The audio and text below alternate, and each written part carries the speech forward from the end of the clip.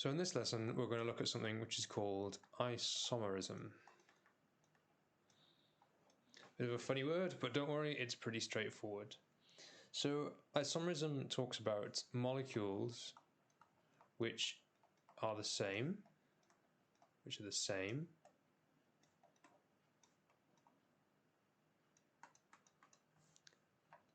but also different. And I started deliberately with a slightly confusing sentence because by the end of the lesson you'll understand what I mean by this, and you'll understand why this slightly odd description really fits isomerism. Now, of course, as we go through, you'll realize that the molecules aren't actually the same, and they are, of course, just different. So don't get too tied up in that. But it's useful to think of it in these terms because two molecules can be very, very similar in many respects and just slightly different in this one respect and be isomers of one another. And so that they are the same, really, but also different. So let's get into it. So there's two types of stereoisomerism that we're going to, there's two types of isomerism that we're going to look at. One is structural isomers, and the second one is stereoisomers,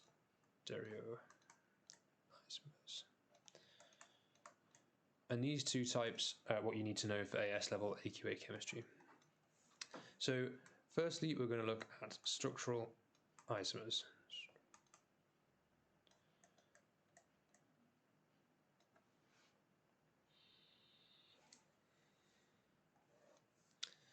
And this is where you have the same molecular formula for two molecules, but you have different structural formulas or skeletal formulas or displayed formulas. So to give an example of that, if I start off with showing you, let's have C5 H11O. This is the molecular formula, as we did in one of the last lectures, molecular formula. Now, if I was to say to you, just with this molecular formula, can you draw the skeletal formula?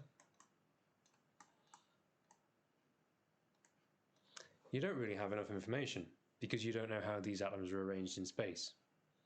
So I could draw this like this.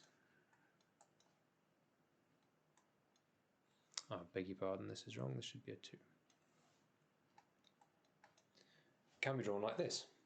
So this has got 5 carbons, it's got 12 hydrogens, and it's got 1 oxygen. But I could also just as well draw it like this. Or like this.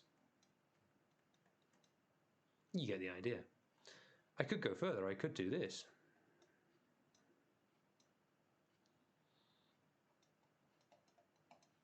So this has still got 1, 2, 3, 4, 5 carbons. It's still got 1 oxygen. It's still got 12 hydrogens. I could draw them all out for you, but it would get boring. So there's a whole number of different isomers I could have here. So I could keep going. I could do this.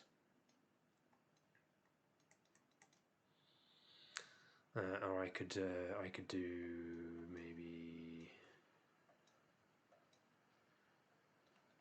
this. So these are all isomers. These are all isomers. And so isomers, structural isomers, these are all structural isomers. So structural isomers are molecules with the same molecular formula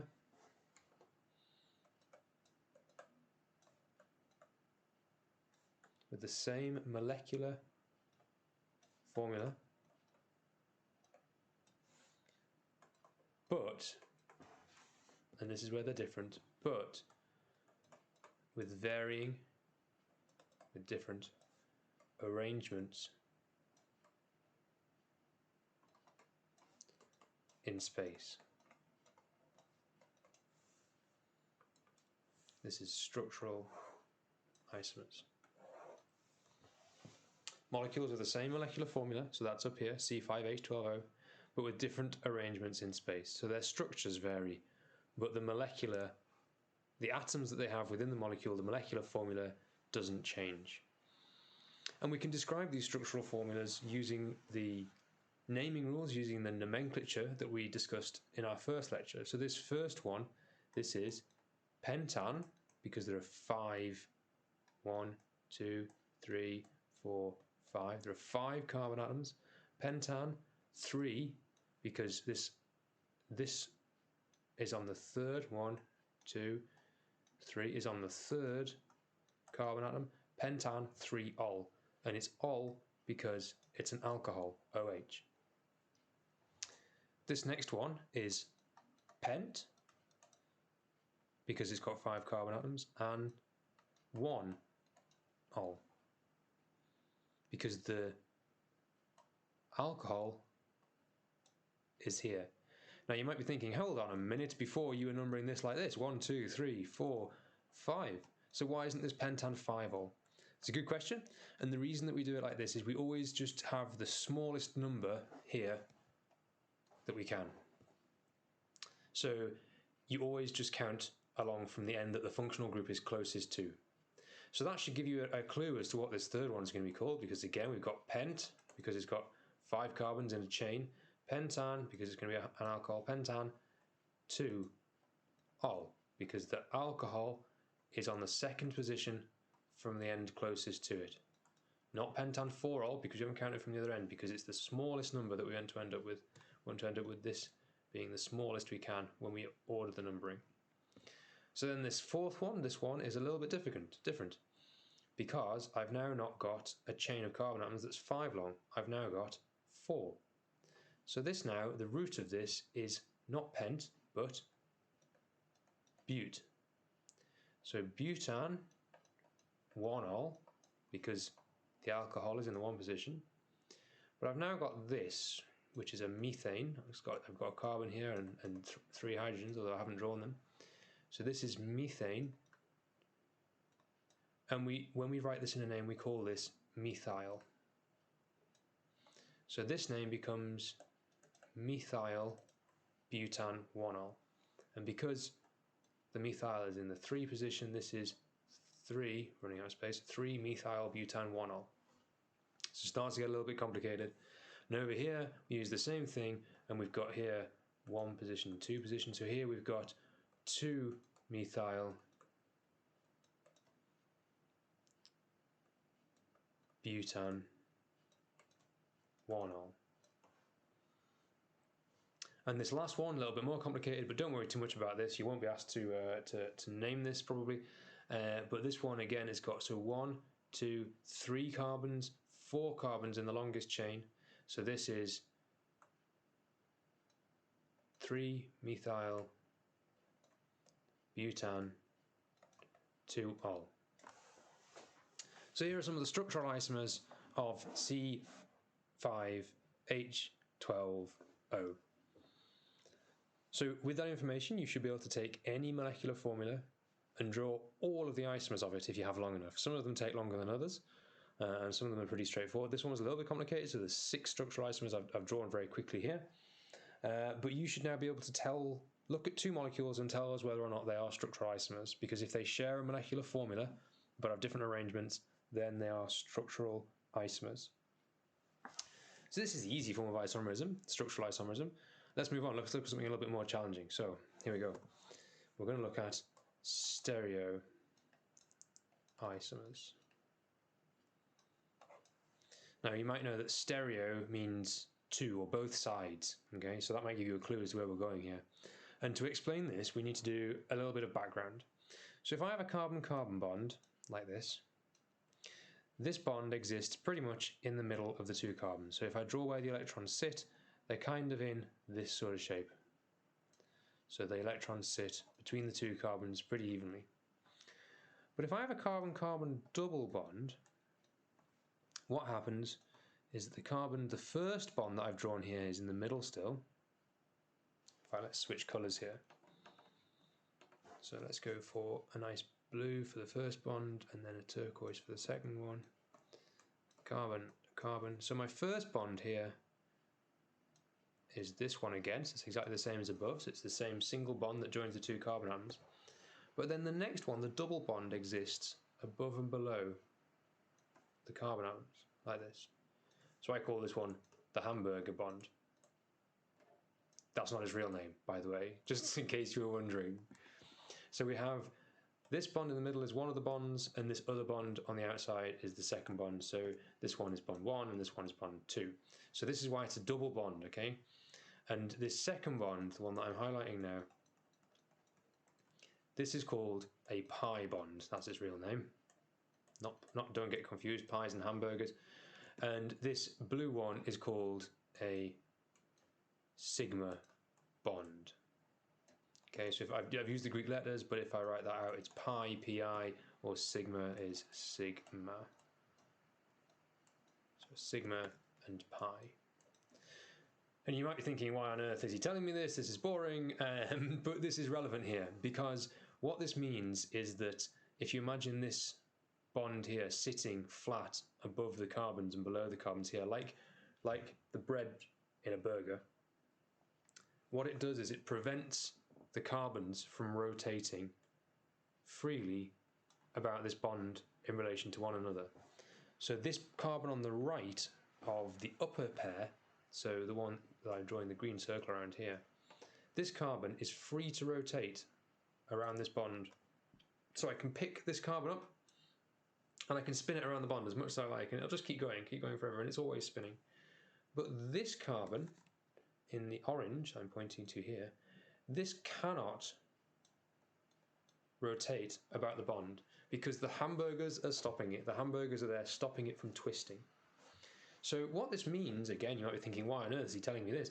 But what this means is that when I have a carbon-carbon double bond and I have attached things to it here to make my carbons up to 4, the arrangement of what is on these bonds in positions 1, 2, 3, and 4 doesn't change, because this carbon in yellow cannot rotate about the double bond. If I were to rub out one of these carbons, so let's say, sorry, one of these bonds, let's say I rub out this bond here, and I put back in the hydrogen bonds or whatever else are here, so I've got 5 and 6, now this carbon can rotate around here. So whatever's at 1, 2, 6, 4, 5, and 3, they can spin relative to each other. But if I undo all of that and I put the double bond back in, now the carbon on the right cannot rotate and the carbon on the left cannot rotate relative to the other carbon. So these are fixed in this plane, and that means that the arrangement of, for example, 4 with 2, the fact that it's on the opposite side, can't change. It's fixed because this carbon on the right cannot spin around. And this gives something which we call stereoisomerism. And I'll explain what that means to you now. Because the carbons can't rotate, and I'm just going to switch now to drawing these without the carbon, so I'll draw this in the skeletal formula. If I have this molecule here,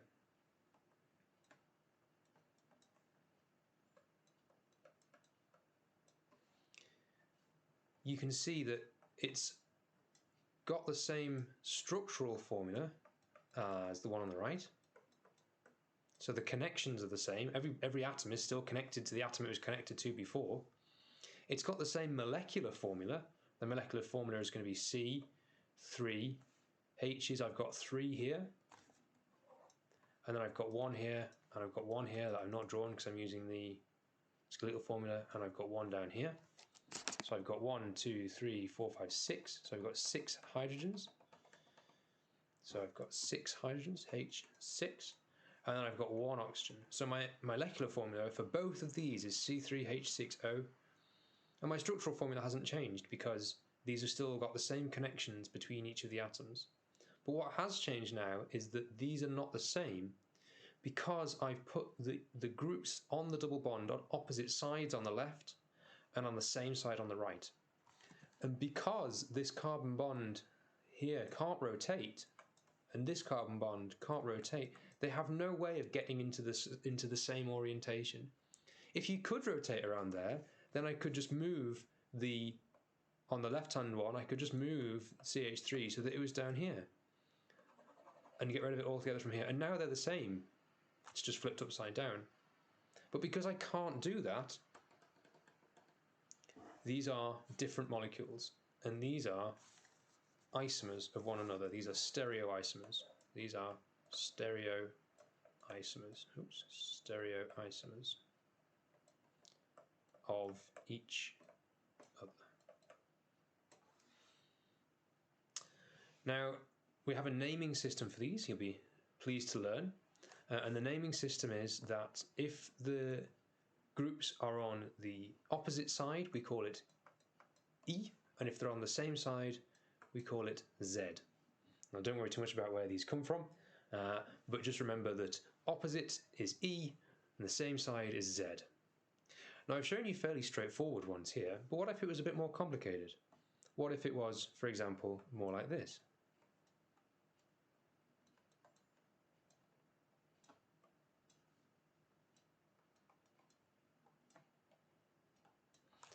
Is this E or Z? And so to work out whether this is E or Z, we can use the Cahn-Ingold-Prelog system to work out on each side which group has priority. So by that I mean on the right hand side, which is this part, I need to pick one of these groups to have the higher priority, and then I need to know whether it's on the same or opposite side to the high priority group on the left. So to do that, what you do is you look at the atom that is directly connected to the double bond. So I've got a hydrogen here, I've got an oxygen here, I've got a chlorine here, and I've got a bromine here. And you then write down the atomic number for each of those. So hydrogen, for example, 1, oxygen, for example, is 8, and so on and so forth. That number tells you the priority for each pair. So if I now put the priority atom in red circle, on the left hand side, bromine has a much higher atomic number than hydrogen, so bromine is the priority atom on the left, and on the right, chlorine has a much higher priority than oxygen, has a much higher atomic number and therefore a much higher priority than oxygen. What this means is that if I draw now in orange, this here is the connectivity that matters, and this means the priority groups are on the same side, and therefore this molecule is Z. So when you're naming it, you can put a Z at the beginning to show that these priority groups are on the same side. So Cahn-Ingold-Prelog rule. 1. Assign priority based on atomic number.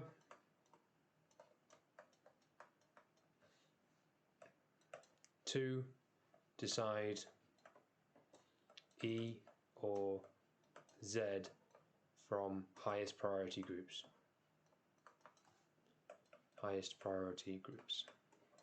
And with this information, you should be able to work out whether any stereoisomerism pair is E or Z using these rules. So just stick to the rules, work out the atomic numbers, and then work out the relative priorities and work out whether it's E or Z, and that's all you need to work out what the answer is to whether or not it's E or Z. And that's everything we have on stereoisomerism. In the next lecture, we're going to be looking at alkanes, fractional distillation, and combustion. So get ready for that. That's going to be exciting. Okay.